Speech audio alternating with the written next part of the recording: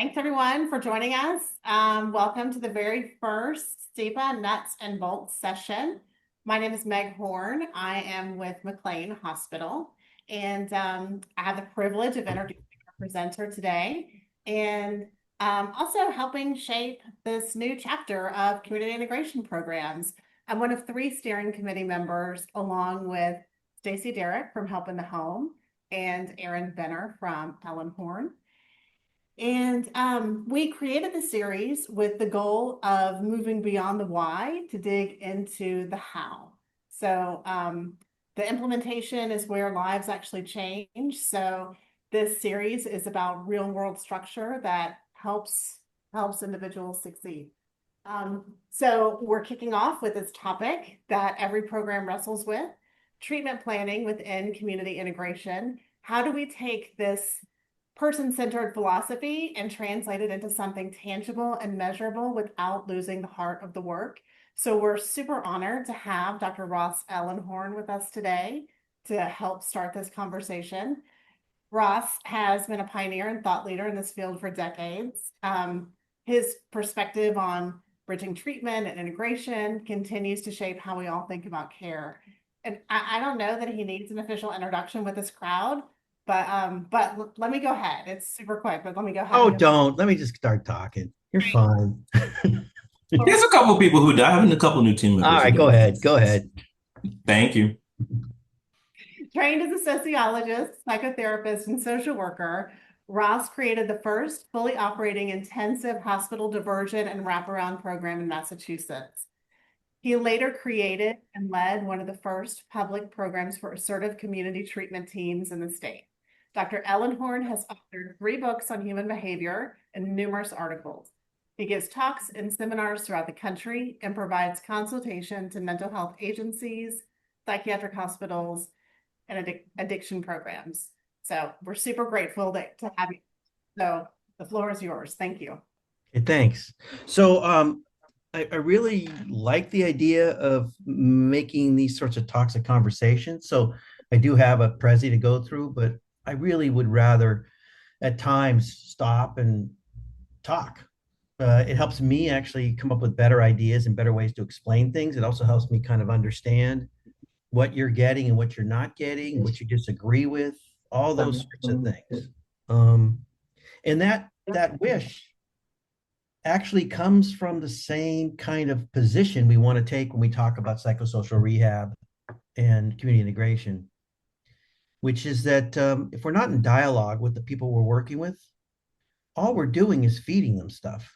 It's just like education for the sake of people learning certain set ways of thinking things instead of as a way for them to take in those things in the way they metabolize it, the way they think about it, and things like that. And so it's part of the philosophy in this that we're always in dialogue with what we do. I thought it was kind of fun that I'm speaking about a talk on nuts and bolts. It's what people know I'm typically not great at thinking about, that I'm usually thinking about the why instead of the how. And so today I'm going to talk about the how as best I can. Um, but I'm also going to try to get back to the why a little bit because we got to put those things two together. But I do really respect the idea of talking about the how, that we need to come up with structures and ways to deliver what is a philosophy. We can just lose touch with it if it's just the provision of something and not thinking about what's behind that thinking. And so I'm going to focus mostly today on, this is where we end up, by the way, is in this kind of state of like a factory doing all kinds of things with people because we've learned how to do things without learning about the idea behind it. And our field is actually much more about how we see things and how we do things. In other words, how we view a person, where we're coming from is going to influence how we do things. So if we're always kind of combining the two, we're in the best space, what's called praxis, the combination of practice and philosophy as much as possible. This is an example of where medicine heads in a lot of ways when we think only about kind of nuts and bolts. It ends up this kind of investigative process where we're studying people, we're trying to figure them out, and they're passive. The root of the word patient is to passively suffer. And so we're kind of in that state if we're not also kind of combining those two things. So the most kind of direct thing to think about, the kind of tools you can go out and get, and I can send you all of these tools afterwards, is really in the area of shared decision making. That there are just a significant amount of tools, mostly coming out of Dartmouth, that is about both shared decision making in medicine overall, and then shared decision making within clinical care.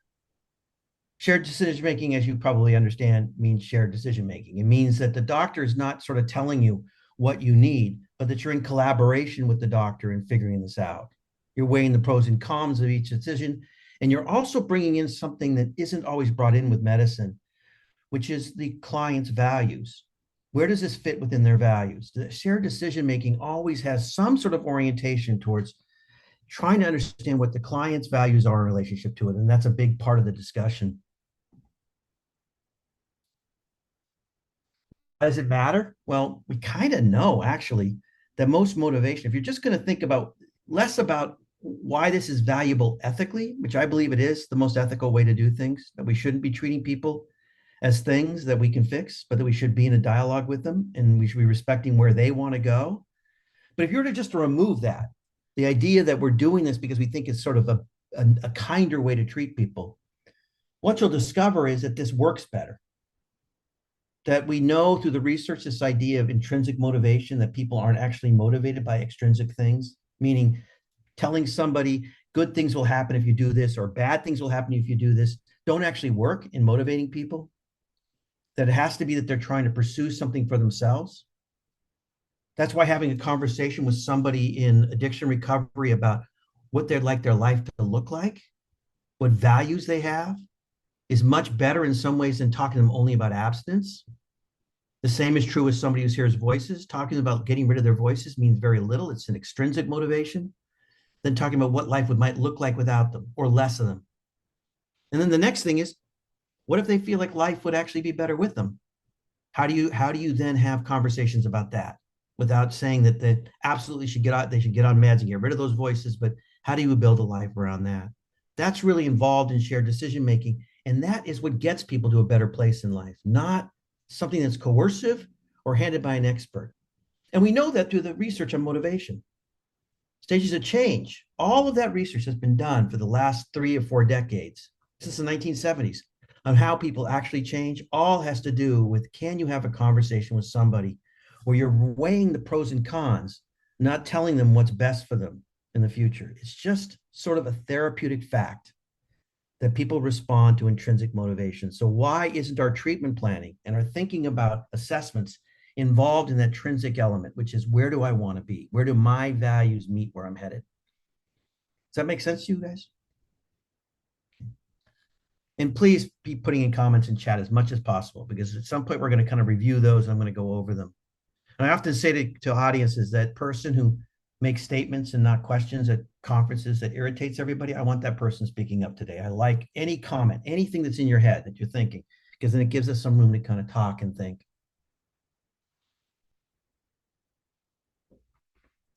In shared decision making, there's 2 experts in the room. You're not Xing out the expertise of the clinician.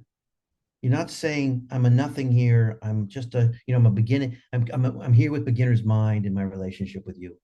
You're saying, I know some things. I know some ways in which my field can help people. But then there's a second expert in the room, and that expert is the person with lived experience. And that person's expertise equals the person who is providing the care.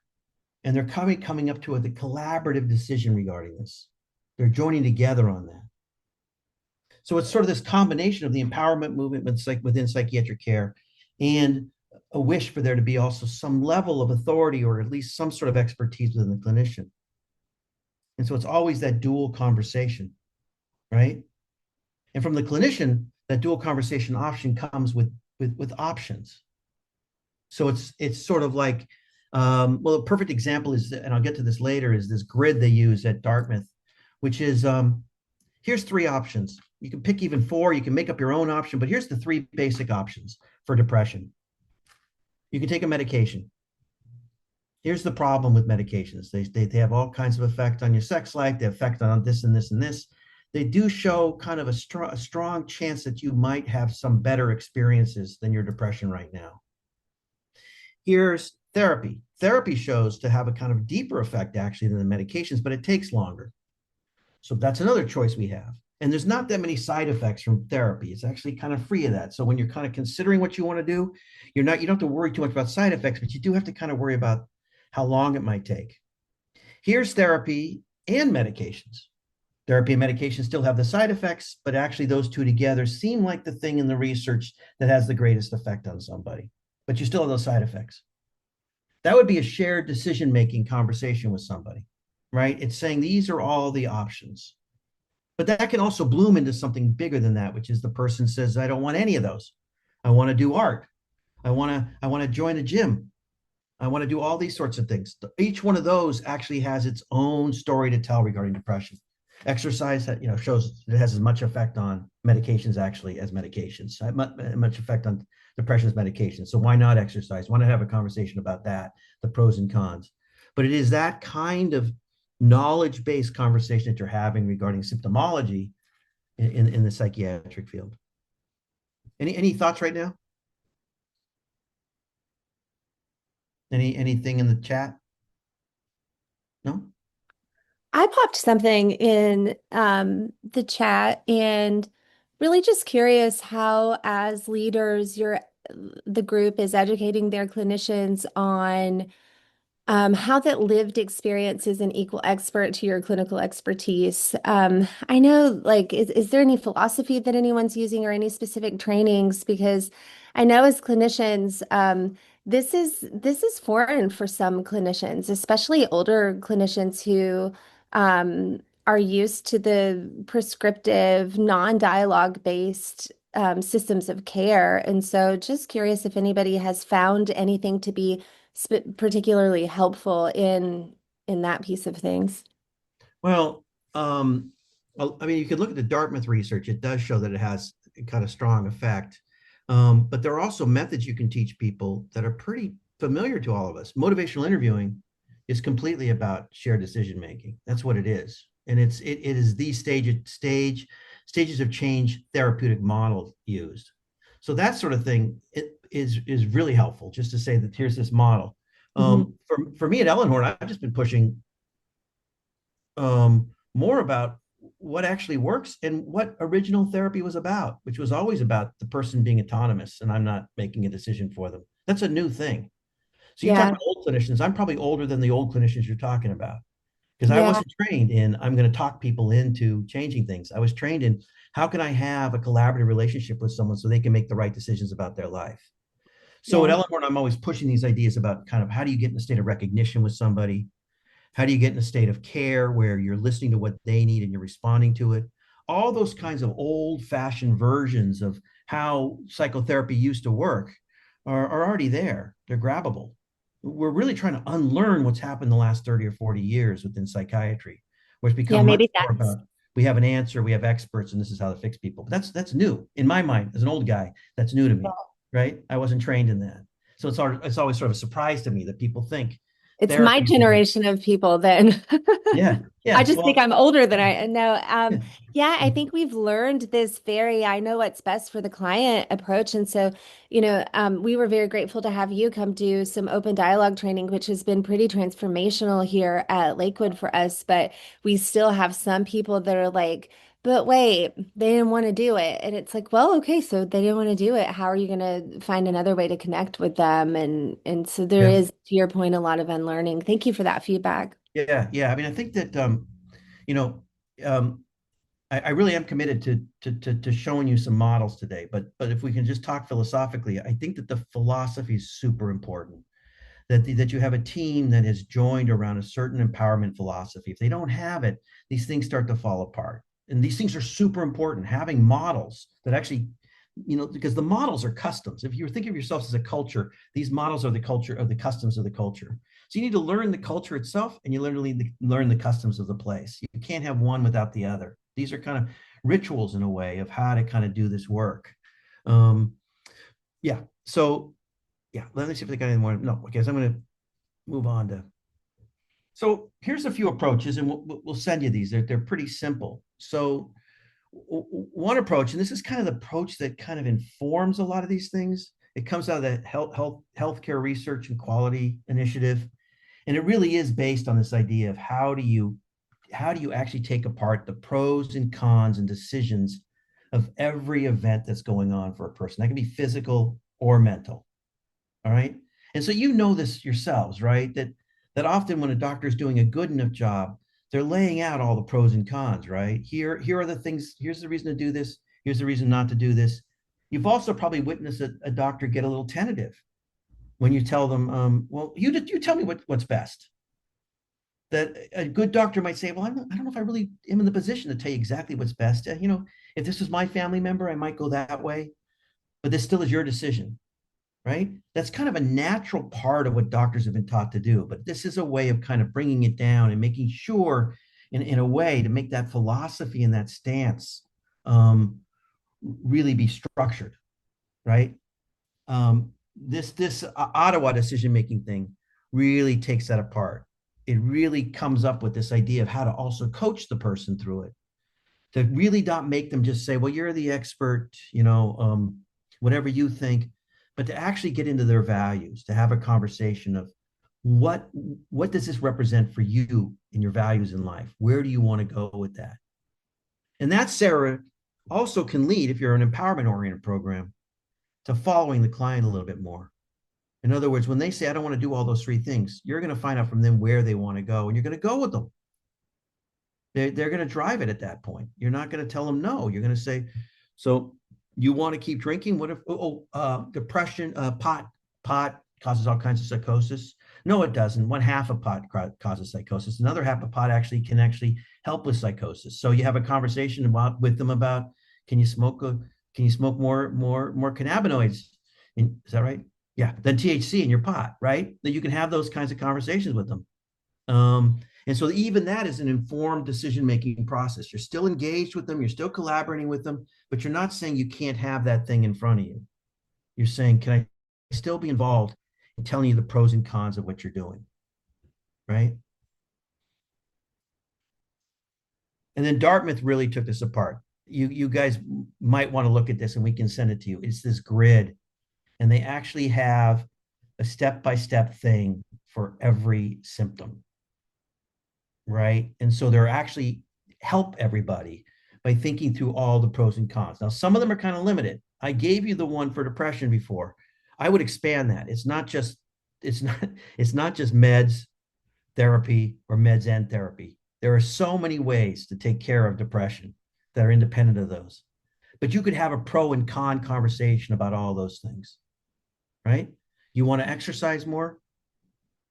That's great, but you're going to have to exercise, right? Like, you stop exercising, depression is going to come back. Exercise isn't easy. What can we do to raise your chance that exercise for your depression is the thing that's going to make that happen? Do you need a coach on the weekends to kind of make sure you go? What are the things you need? And can we check in on whether that's doing it? Because your depression, the way you're reporting it, is pretty awful.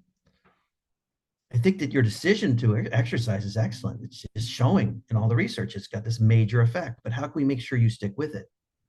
How can we make sure that your depression doesn't cause it so you don't work out? Because depression affects motivation. What do we do about that? So you're having that kind of conversation, but you're not saying to them that's a dumb idea or that's not one of our three categories. You're trying to kind of move forward with them. Person says, I want to join this club. I've always wanted to join. Social experience has this profound effect on depression. Let's have a conversation about that, right? So the experts in the room, both experts are in the room, but you are kind of following on some level what's happening with the person. You're following their values and those sorts of things. So those are the kind of shared decision-making models that are kind of the basic ones. And you can look at the kind of the Dartmouth thinking on it, because Dartmouth's done a lot of thinking on shared decision-making. But there are many more. And there are many more that people have invented. And what I recommend is that you do invent it, that you come up with, how can we always be in a shared decision-making experience with our clients? That we're not Xing ourselves out as important thinkers within their therapy, but that we're having a collaborative relationship regarding that. Any thoughts or things happening for people right now?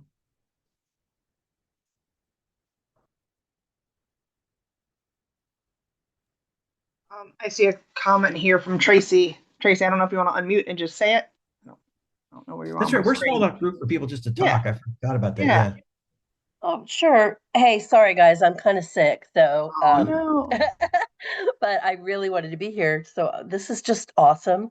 Hmm. And listening to this, this talk so far just reminds me of like at Yellow Brick, and Sarah asked, how are you training? I don't know if it would be training, but we are always talking about the neuroscience behind when an individual will make decision out of their own agency, and that the part of the brain that matters is activated when they are making decisions out of their own agency and not because they're complying with a figure, the clinician figure who has power and authority. So, we're very careful about, Dr. Viner likes to call it pumping neurons, that like the conversation about, staying sober, when really not having any kind of access to alcohol or drugs is a useful conversation, but until they're actually having those decisions in real life, are they able to actually change the brain? Right. Yeah. Yeah. And that Jesse stuff's great on all that, I think we use a different language. I'm just, Mm-hmm. I mean, so to sort of talk about in intrinsic motivation, it's just like there's just significant research that intrinsic motivation is what motivates us. It's Right. the same thing. It's just the part of the Exactly. brain that sees I'm going to get something out of this that I need and I want because this is how I see the world is the thing that's going to get us motivated. Exactly. And so all of these things on some level can be used by people that love the medical model. I'm not a giant lover of the medical model, but there people can use it this way, right? That like Right. if I'm going to get this person to do the things I think they should do to get well in their psychiatric event, I've got to support their autonomy. It's the only way to get to the thing I want, which is for them to take their meds or something like that, because they're not going to get there unless they want it. And so it helps all of us when we think about this process. Yeah, I think we're saying the same thing. Yeah, And yeah, I would yeah. love to get this Dartmouth handout that you're talking about. The Yeah, it's grid. great stuff. It's great stuff. Yeah, I'd love to look at it. Yeah, and and I think there's been some Michael. There's been some interesting stuff that Brad Kennedy was doing when he was sort of at Menninger about shared decision making too. I don't know if you guys are still using that, but he was kind of taking some of that Dartmouth stuff and making it kind of broader, and more entwined in their care. But there's plenty of places that kind of have thought this stuff through. So, Michael, do you want to comment on that at all? Am I right about that? He did, and honestly, that was so long ago. It's like it's so entrenched in some of the stuff Yeah, that like I couldn't totally point out. Like yeah. if I was talking to Brad, I'd be like, "That's right. That you were the one who started that." But right now, I can't think of it off the top of my head.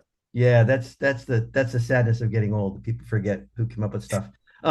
So next thing, okay, so you got shared decision making regarding treatment decisions, which is vitally important, and there are all kinds of ways to do it, and we will get you that stuff. We'll get you it because it's easy to get. Dartmouth has made it very public and very capable of kind of using.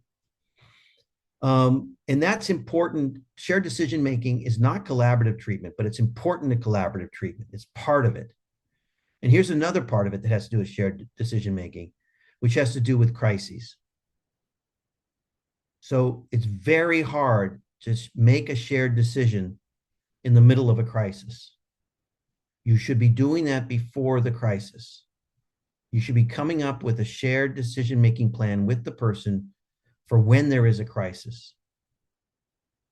Okay, so that is really kind of a part of prime directives within medical care anyways, right? That if I'm unconscious, here's the things I'm willing for people to do or not.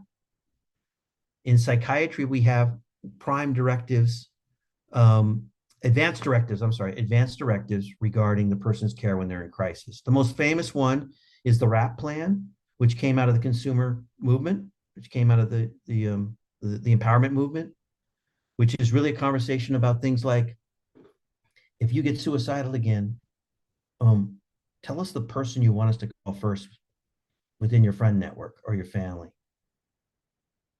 Who on the team would you like to show up when that happens? What do you want us to look for? that may make us feel like we need to do something or respond. And so it's really trying to develop this model that says that there's likely crises up ahead. We want you to have some say in that moment when it happens, and that we will try our best to follow through that plan when it happens. If you want to lower a person's acuity, have them recognize that you're responding to something that they asked for 3 months ago regarding their crisis. They see you come to their door and you start going through the things that they asked for. If you want a person to feel held and safe in the moment when they're freaking out, have them see their voice in action when you show up to look after them. We don't do these perfectly at Ellenhorn because we are a 24-hour program that can respond to any crisis like immediately. So we're always able to kind of hear what they want in that moment and respond in that way, the whole team and all of that sort of stuff. But we do it for some clients. And I recommend people do it a lot, that when you can, you do it at intake, or you do it close to intake, where you're saying, we really want to understand what we do at that moment when there's an experience of acuity and what would help you best. And you can have that conversation with them in this way. Tell me experiences in your care that really didn't work, that made you feel worse. Tell me experiences where you felt like things were helpful. And what was it in those things that were helpful that actually drew you through the crisis? And are there ways in which we can work on that with you? Come up with all the things you might need at that moment. It's really hard to imagine doing collaborative care without a significant focus on what are we going to do at those points when you might not be in a state to make decisions about your care, but we want to do it right. So you guys know about the RAP plan? RAP plan is, you can go get trained in it. It's typically something peers get trained in. It's a very good thing for a peer to develop with somebody. Someone with lived experience to develop a lived experience plan for them. There's all kinds of psychiatric advanced directives. They're called PADS. Again, RAP is the most famous one. There's the JCP, which is, again, this sort of thing. This is done with professionals, not necessarily with clients, but it's another one that's pretty good. I would recommend the RAP plan as long as you've got a peer who can do it. It really is kind of peer-based. I recommend people getting trained in it. You can come with your own, right? But I think it's integral to a collaborative event, which is like, if there's going to be a crisis, you're going to see that we responded to it in a way that reflected what you wanted at that moment. Any thoughts right now about that?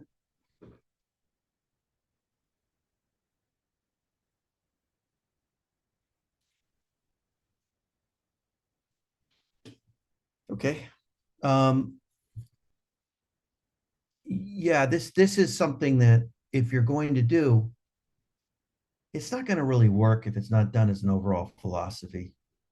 It's just going to become another thing you do. It has to be implemented.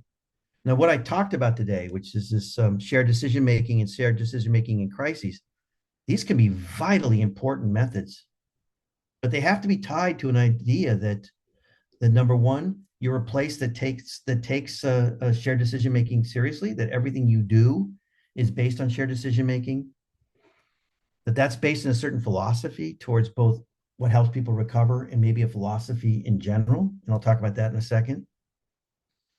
That you're training your teams on this, on how to do it right, because this can just kind of fall apart if people are just sort of asking questions and not thinking about the collaborative element, how they're trying to kind of listen to the person and hear where they're going and all that. That you should be incorporating advanced directives as much as possible within the care. And that there's these joint crisis plans.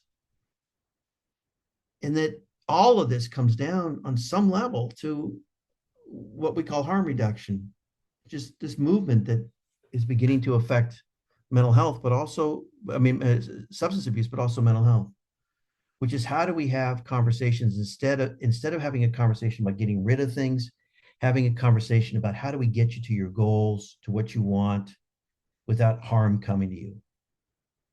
That's kind of a central way of thinking that, again, was just part of how psychotherapy used to think. but it's also gaining momentum within the addiction field and within mental health, which is we should talk about harm, but we should talk about where the person wants to go. For me, I believe where they want to go is what I'm working on. It's what I'm working on. So if where they want to go is hearing voices, but having a fulfilling life, I'm just so much more interested in that than not hearing voices and being over medicated. That means nothing to me. I don't know what that means. Or that they're moderating their drug use and they have a good life compared to living a hell that is empty. So I personally have those goals in my head. But even if someone doesn't have those goals, they're going to get to their goals better by having this kind of orientation towards I'm trying to treat you with as much dignity as possible by hearing what you want, but maybe pushing back. No, I think it's a bad idea to drink. I'm not on the side of that. But that you're having those conversations that gets you to the point where people aren't complying with treatment. They're using the treatment for themselves. That's what you want. You don't want compliance. You want a person who sees the use of what you're offering, and that takes that kind of conversation. This is this horrible map I created that isn't a map, so I apologize for that. But I'm going to walk you through some of the things we do at Ellenhorn, not in any way to advertise Ellenhorn, but just to give you an idea of what we do. When people come into the program, we do a whole person psychosocial assessment. That does take some testing and some history taking. But in every category of a person's life, we're documenting what we call their dream. So we're saying to them, when you leave Ellenhorn and you feel like you've achieved what you wanted to achieve in regard to this area, what would that look like to you? What life look like at that point? And by doing that, we're having that conversation about values instead of a conversation about symptom reduction.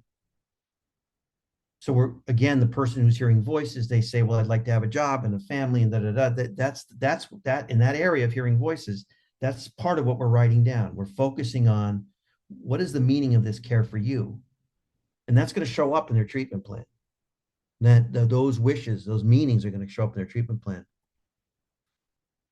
In that, we've just started doing this psychosocial assessment I created, which is basically because I have this crazy idea that our clients live in the real world and that the daily life affects them. So I kind of want to know what's happening around them, we have this new thing saying it's not what's wrong. What's it called? It's not what's wrong with you. It's what happened to you. People are saying that now. They're missing out on something. It's a trick. It's not what happened to you. It's what's happening to you. What's happening right now in this moment is important. For you and I, that's what's important. My week is about what's happening to me. It's not about, oh my God, this thing. And by the way, psychiatric symptoms are things that happen to you. You're feeling them in that moment. You're having a relationship with them. So I've got this thing. It produces this form AI through AI actually that shows both the things that they have in their life. So the thing they take is a bunch of the most famous scales on what's called social resources, the thing that move you through life. These resources like social support, purpose, and all those sorts of things. And this gives the clinician and the client something to talk about. All those things in red are areas that aren't doing well in that person's life that have to do with their social experience. All the things in green are things that are doing well. And the discussion is, how do we kind of raise the green ones and turn the red ones into green so that they can move forward? This is based on a thing called a force field analysis by Kurt Lewin, which says that wherever you are in life is basically the space between forces that are pushing against you and forces that are moving up. And a lot of those forces have to do with your social experience, purpose, value, sense that you're important in your community, sense you're important to other people, social support, your sense of effectiveness in the world. And so we really want to bear down on that if we're going to be a psychosocial program, on where that person rests within that. And that gives you a lot of room to have a conversation with the client about that force field. It's not just about their psychiatric symptoms, because it's about motivation, about where they're hitting. The other thing we do is a thing called the spiral, which is we have a conversation about every moment of intervention in their lives regarding their psychiatric experiences that might have taken away some of those social experiences. We often see this spiral in the experience of psychiatric patients where the first event, they still feel some motivation in life, they still feel some power. Then the second event comes, they lose some more, second event, and slowly they become a person that's just lost faith in themselves. And we want to understand that spiral because we understand what happened to them all along the way. And in doing that, we're also telling them we're interested in that. Chief complaint, the thing that we're supposed to focus on in care is that the complaint of the client, most clients' chief complaint is the complaint of being a psychiatric patient. If we're not having a collaborative relationship with them, we're not listening to that chief complaint. We're saying, okay, well, then let's get rid of your depression instead of how awful this must have been. What has this been like to you? How has it affected you? And so we're wanting that as sort of part of our care, is that spiral and that force field. Then we do have a force field meeting and we sit down with them and we say, here's your dream. Here's where you want to go in all these areas. Here are the restraining forces that are affecting that as we understand them. Here are the forces that are moving you forward as we understand them through you. How can we build a plan around that where we're changing all that with you? We're having a conversation about symptoms because some of those symptoms can work against them. But that's not the main force of the conversation. It's where do you want to be? Where do you want to go? And how can we get you there? And so we can say to them, you know, that the psychosis is probably going to get in the way of this, we think. What can we do about that? Instead of saying our job here is to get rid of the psychosis, it doesn't work unless a person has a value connected to why they want to decrease their psychosis. And then we have a thing called the roadmap to recovery. And this comes out of PACT on some level, which is how do we get you there?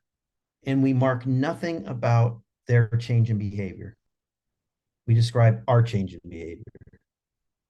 Here are the things we're going to start doing every week to help you reform your life from our understanding of what you need. And so it actually has, you know, like ×3, like, you know, like a psychiatric one would say, like they're gonna show they're not depressed ×3, or they're gonna we're saying ×3, we're gonna visit you a week and we're gonna do these things to get to that thing. It's automatically creating a sense that they're driving some of this with our collaboration. And it's just as good as something that's sort of driven by, here's what we expect the client to do to show us that they've changed their symptoms.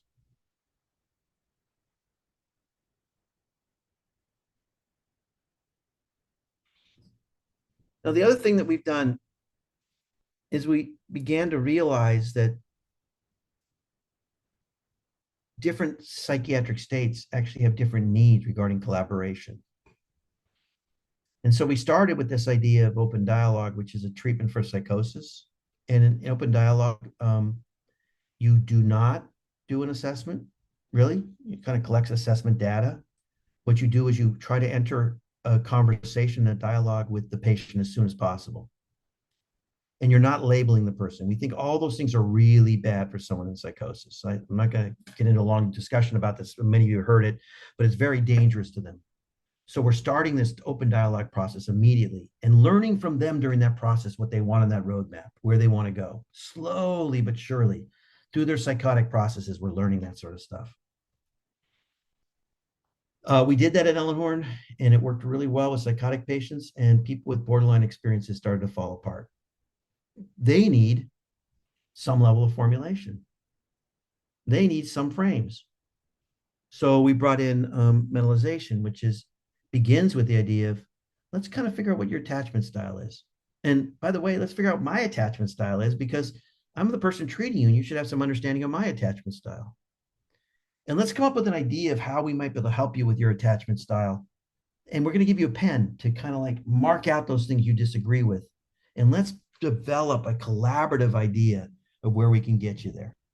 That really works well for someone who's dealing with the disorder of the self, because they need that kind of containment around them. So to me, collaborative treatment planning always has got to be kind of formed around what actually a person can handle or listen to, or what is their style of accepting help. And while every person is different, we do know that these experiences have a certain flavor to them that will respond better to different kinds of collaborative approaches. But here's a few of the philosophical orientations towards this. And again, I want to clarify, you guys are so right in wanting the nuts and bolts. You need them. Like, there's nothing's going to happen unless you have them. One is everything's treatment. A treatment plan is treatment. It's not separate from treatment and then you do treatment. To be treatment planned on is an experience for the client to have someone build that treatment plan. So why not make treatment plan the treatment?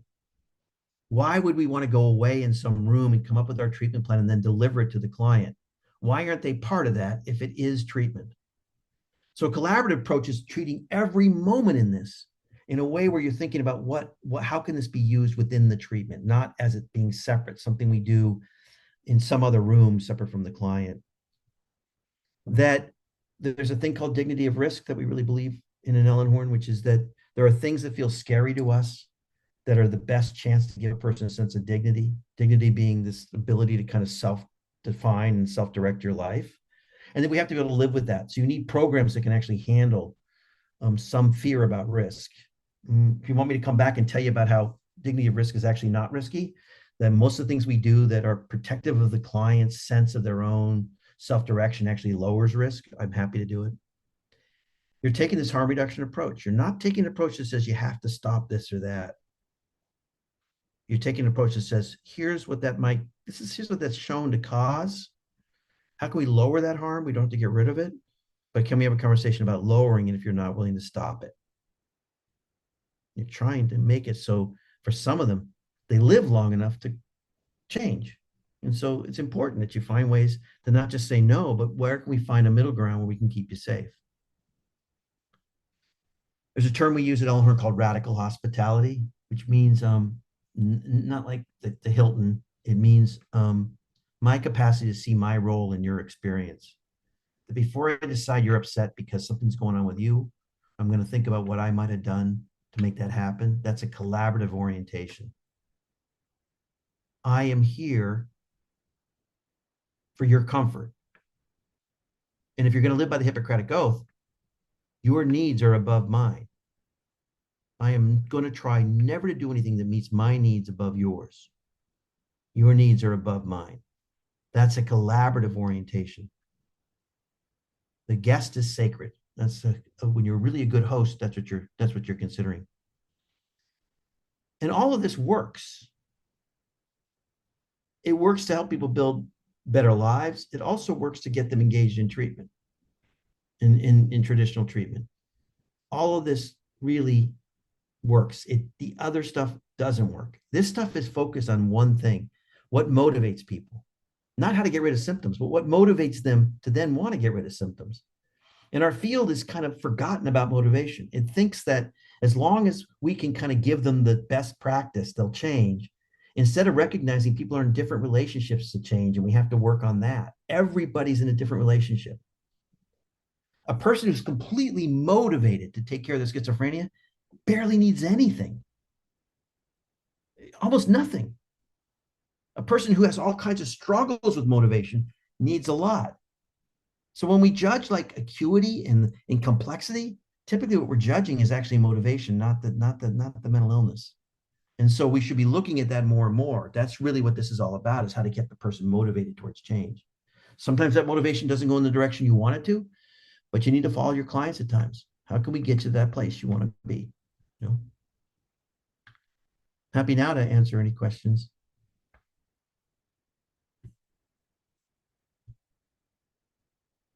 Or insights.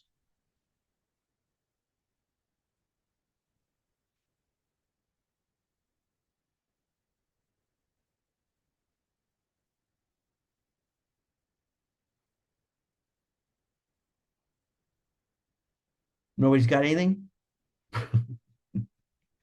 Because I don't. I got where I got to go. I don't want to be the one to like take up all the air space here, but I appreciate all of this, Dr. Ellenhorn. And um, it kind of takes me back to this conversation that I was a part of in with you, that we were talking about, and I don't know the exact statistics, and I'm not a statistician or anything, Mhm. but about how that a lot of people who are in long-term recovery from substance abuse got there on their own. They got there outside of treatment and not Yeah. necessarily inside of treatment. And some of the philosophy could have been because they felt more supported in like the peer space, like they were the decision maker in that. So I'm just Yes. curious to know, um, if anybody is implementing peer services. I know Ellenhorn certainly has peer Mhm. services and what the outcomes you're having on those. I know Yeah. that newly started a resident council here at Lakewood Center, which is all peer delivered, and it's Mhm. staff doesn't interfere in that council in any way. It's Mhm. all peer led and guided, and that's been incredibly helpful for autonomy with Mhm. our residents. And they let us know quickly that there were some things that we were doing that they really hated. Like some of the process groups we had, they're like, "Well, those aren't helpful. We dread them. We wish we didn't Mhm. have them." And Mhm. so we were able to eliminate some of those things and then bring in some things that they really liked, which was real simple. Like, we want to go to Goodwill on Saturdays. Okay. Yeah. You Yeah. I know, mean, when you're dealing with a congregate setting, there's all kinds of kind of democratic things that are really important, you know. Within treatment, yeah, we need to really kind of learn what actually works. So yeah.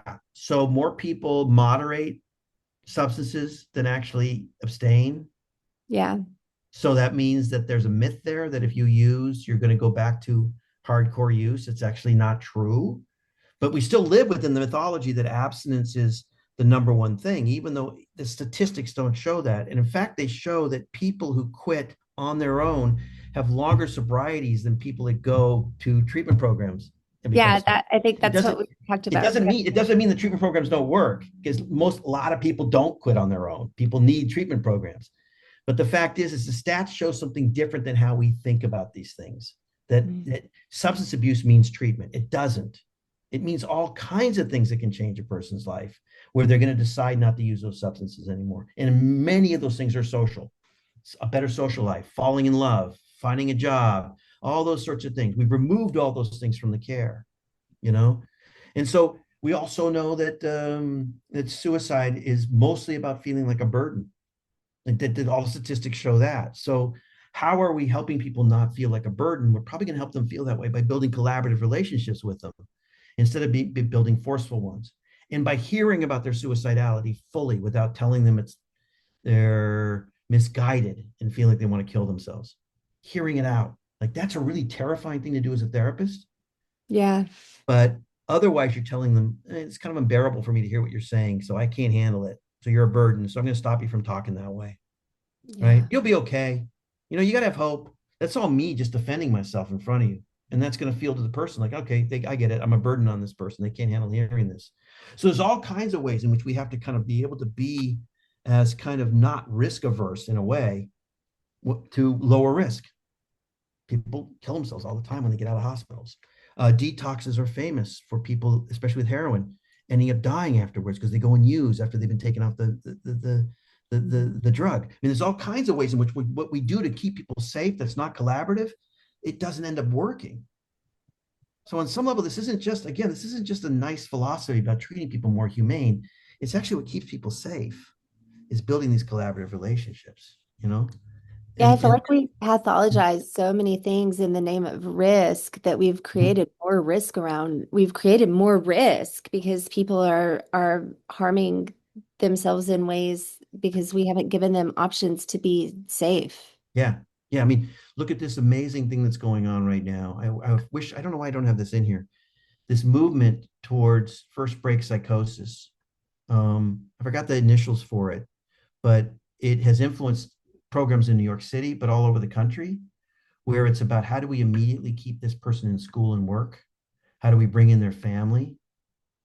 How do we create a collaboration with them? This is in like major hospitals where we used to sit people down and say, you have to lower your expectation about your child's life.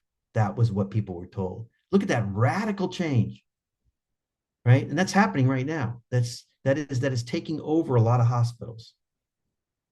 You know, some of you heard me say this a million times. Our response in this country to psychosis is for the person to first meet a cop and then be strapped to a gurney for 48 hours to 72 hours on an emergency room, then be put on a psych ward where they don't know anybody. That's our idea of what will help a person who's having this massive experience of estrangement and stress, is to stress and estrange them. And those are the two things that contribute to psychosis. So in so many ways, a collaborative approach is a way to kind of pull them in, make them feel calm, make them feel welcomed, all those sorts of things. And it's beautiful to see it happen. It's starting to happen, you know. Betty Ford Clinic is now motivational interviewing oriented. Betty Ford Clinic, the abstinence-based place, is now fully trained in motive. It's just a beautiful thing, you know. So there is this shift, and we all could take advantage of that shift, because it's now becoming not so hippie like to say, no, we're going to build collaborations with our clients. You know, that's the best treatment. You know, Ellenhorn was doing this before, when harm reduction was a completely dirty word. We couldn't go to conferences and talk about it. They wouldn't accept us to conferences. And what we finally did is we found out that the most God, my spelling's horrible. What we found out is we found out that the most researched and most proven to work model for a dual diagnosis is a thing called IDDT, which matched what we were doing. So we went and got labeled in it just so that we could tell people we were doing something legitimate. But IDDT is this model that says you're serving people in the community and you're building a relationship with them around collaboration regarding their use. And so what's nice now is that these things are becoming legitimized. They're becoming things that we can grab hold of without having to spend a lot of time proving to people we're right. But we do need to do it in a way where it covers the entire company, where it's not just a little thing we do, but part of our overall philosophy. Ross, I put a question in the chat. So, and this is something you and I talked about before, but you were talking about how you all kind of moved away from doing the treatment planning without the client to doing the treatment planning with the client. And I was curious if you could tell us a little bit about like what that, like all of the treatment planning with the client. You know, I think everyone tries to do that, but there's always kind of like the formulation, and then we talk to them. And I was curious of what that transition was like for your team, and kind of like how you all got through that, what struggles you all had. Yeah, I mean, we didn't go full out. Everything's done with the client. It becomes really impossible in some ways. You know, we were trained in this model that is open dialogue is everything happens in front of the client. But we did really focus on that thing about, well, where do you want to be in regard to this? And that comes from narrative therapy, by the way. Narrative therapy is a highly collaborative approach.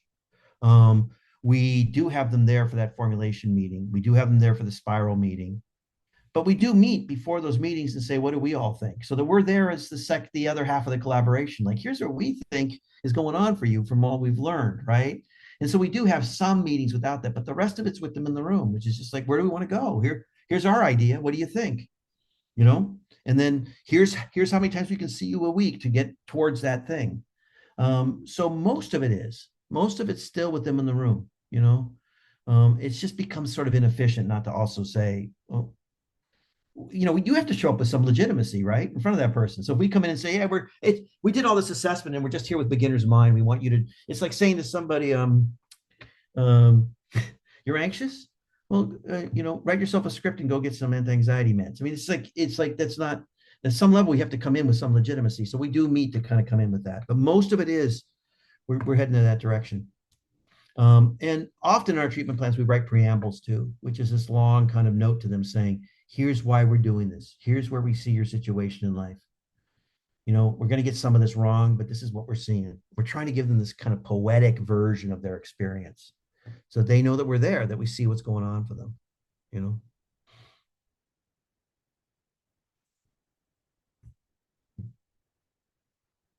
Any other thoughts? Thanks. Yeah.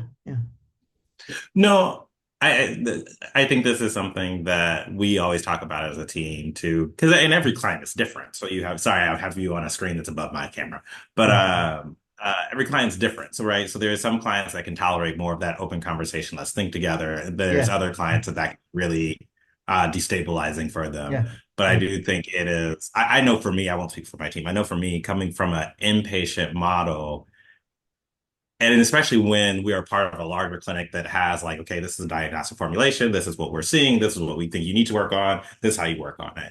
I think it's still sometimes, especially on some of the more complicated cases, really tempting to move back to that versus really trying to keep it as a dialogue around like, this is what we see. But yeah, you know, what is this in line with what you want to do? And I think it's also hard for clients. Is the other thing that I've noticed is one of the things that's hard, especially if they've been in treatment programs before. Yeah. They kind of look to us and say like, well, that's your job. You tell me what I need to work on. And it's like, so even trying to get them out of that model sometimes is challenging. Totally is. So here's another way to think about this.